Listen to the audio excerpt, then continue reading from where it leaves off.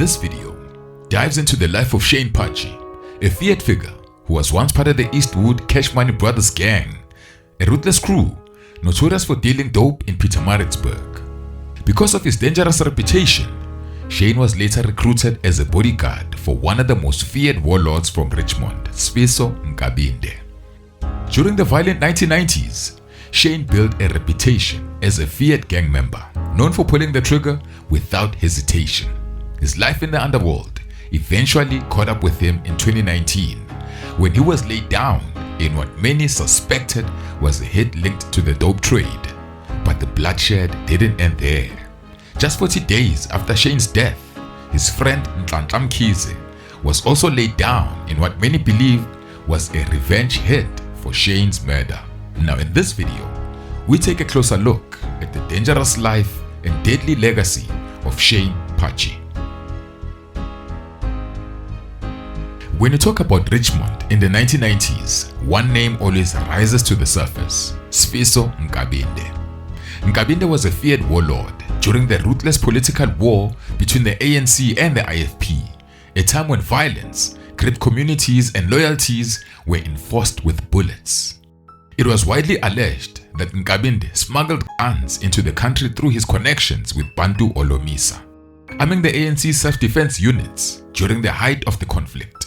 But everything changed when Nkabinde was accused of being an agent of the apartheid government. Now the accusations shattered his reputation within the ANC.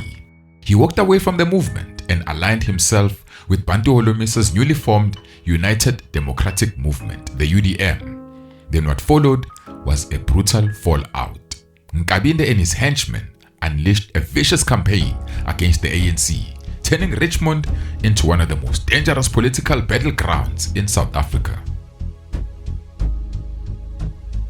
To enforce his power, Nkabinde surrounded himself with some of the most dangerous young men from Richmond, men who served as both personal bodyguards and members of a feared hit squad. Among those ruthless enforcers was Shane Pachi. Shane had been hardened by the brutal political climate of the late 1980s and early 1990s.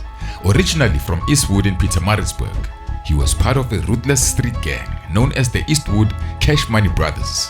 The gang was allegedly involved in gun running and dope dealing, but Shane quickly built a reputation that set him apart from the rest.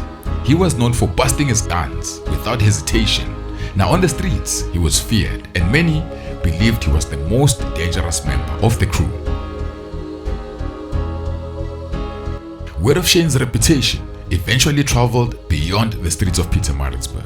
It is said that his fearless reputation earned him an invitation to join Nkabinde's inner cycle of henchmen. And being part of Nkabinde's crew only meant one thing: your hammers were going to be working overtime. Now during that period, Shane was allegedly involved in several deadly hits. Now in July of 1997, he was charged with the hit of 5 ANC members, including 2 councillors, Begmuzi Mchunu and Apas Mchunu, who were laid down in Smozomeni. According to reports, the attack was planned at a shop next to the home of Nkabinde, and Shane was fingered as one of the conspirators involved in the plot. Now the order for the hit was allegedly given by Nkabinde himself, who had already been expelled by the ANC. Despite the seriousness of the allegations, Shane was acquitted of the charges in May of 1998, but his time in court was far from over.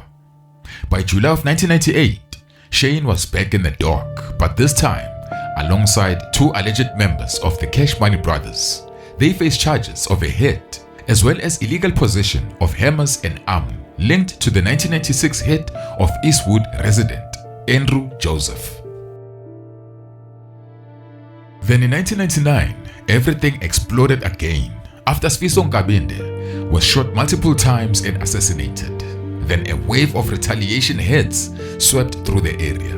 About 11 members of a single family believed to be affiliated with the ANC were all taken out by Nkabinde's henchmen. Now Shane was allegedly among those involved. Arrests were made, but once again he walked free after being acquitted. Now the cases kept piling up. Then in 2003, Shane was charged with another attempted hit of Garth Donnelly, but like the cases before it, the charges were later withdrawn. Then 2 years later, in 2005, he was arrested again, this time for the hit of Kevin Johnson, who had been laid down in Tarantal Road, not far from where Shane lived. Yet again, the case collapsed due to insufficient evidence.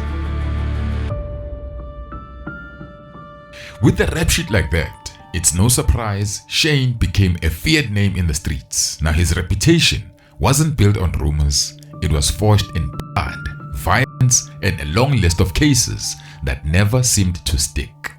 Now in the dope world, Shane had many connections and acquaintances across KwaZulu-Natal.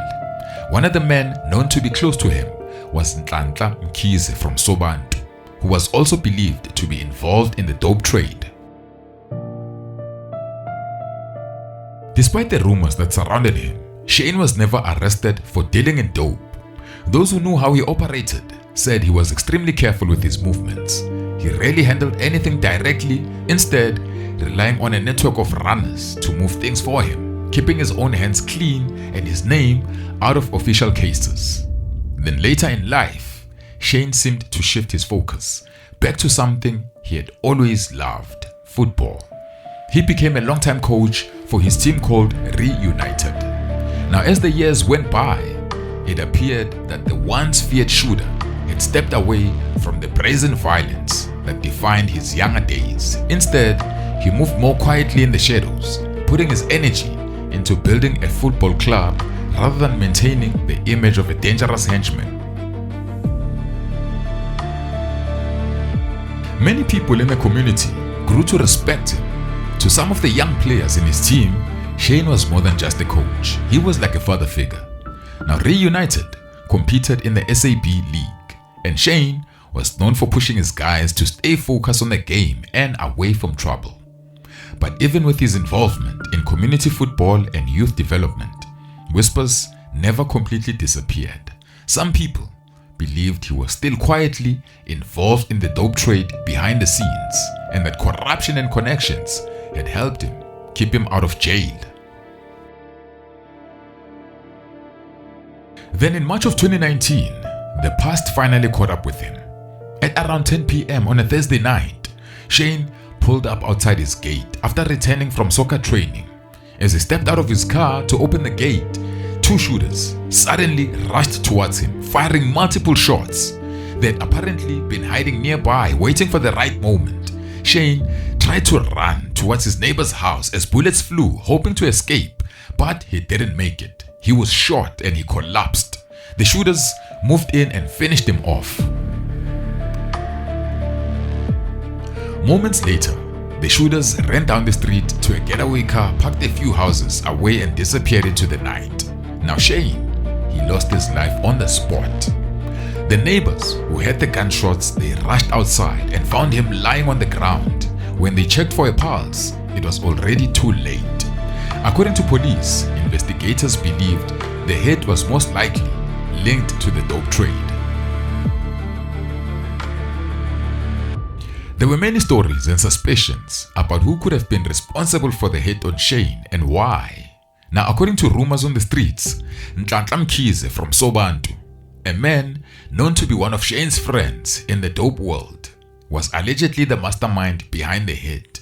Now, some speculated that the motive was linked to dope trade, but Nhlanhla and those close to him strongly denied these allegations. Meanwhile, Shane's people were furious. They wanted revenge and they were not going to stop until someone paid for Shane's death. In May of 2019, Nhlanhla was reportedly kidnapped by individuals believed to be connected to Shane. They were allegedly on their way to eliminate him. Now, realizing his life was in danger, Nhlanhla made a desperate move. He jumped out of a moving car.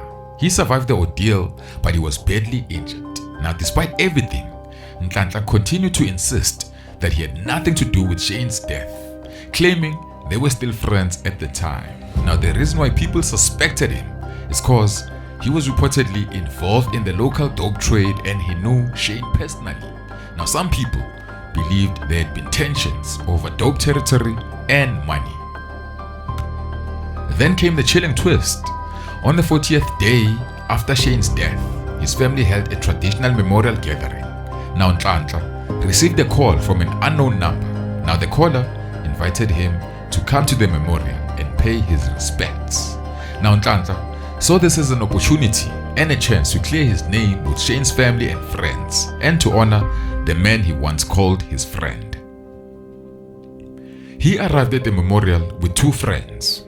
Everything seemed normal at first, but at some point during the gathering, someone called Nhlanhla outside near the gate. Now as he stepped out to see what was going on, a shooter suddenly rushed towards him and opened fire, shooting him several times. Now Nhlanhla's friends tried to help him, but they were shot. They survived the attack, but Nhlanhla did not. Nhlanhla lost his life on the spot, and the shooter disappeared into the night.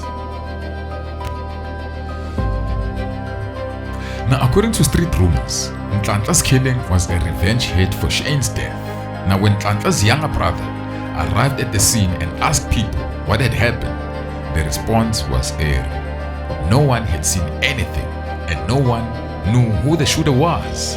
But one thing was clear, that phone call had lured Nhlanhla straight into a deadly trap. Now to this day, no one has ever been arrested for the hit of both Shane and Nhlanhla.